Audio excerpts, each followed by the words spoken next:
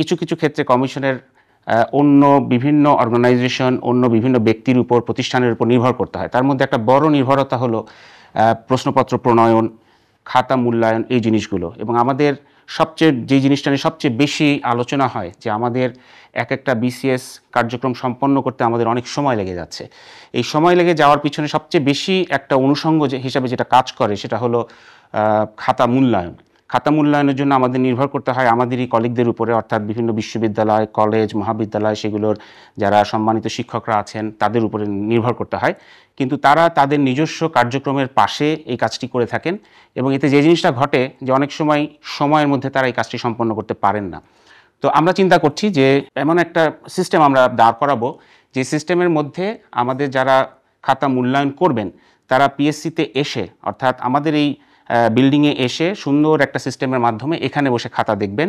এবং এটাতে দুটো জিনিস একই সাথে আমরা করতে পারবো। একটা হচ্ছে আমরা খুবই ফেয়ার এবং ট্রান্সপারেন্ট মূল্যায়ন নিশ্চিত করতে পারবো, কারণ আমরা যেটা করতে পারবো সেটা হচ্ছে সব পরীক্ষার্থীর একটি প্রশ্ন যাতে একজন পরীক্ষক দেখতে পারেন, এই লক্ষ্যে আমরা কাজ করব।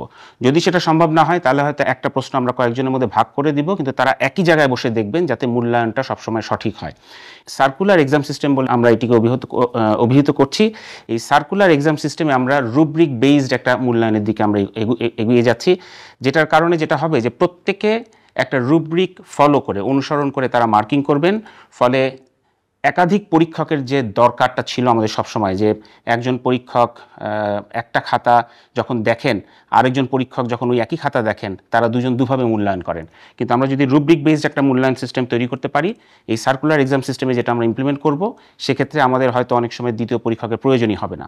সুতরাং এই জিনিসটা আমাদের সময় বাঁচাবে, আমাদের মূল্যায়নকে অনেক ট্রান্সপারেন্ট করবে এবং আমরা আস্তে আস্তে সেই দিকে এগিয়ে যাব যেটার লক্ষ্যে আমরা কাজ করছি, এফিসিয়েন্সি, ইন্টিগ্রিটি, মেরিটোক্রেসি এবং আমাদের শেষ আরেকটি যেটা সবসময় ছিল যে টাইমলিনেস, অর্থাৎ আমরা সবসময় খুবই সময়ের মধ্যে সব কিছু প্রসেস করতে পারবো।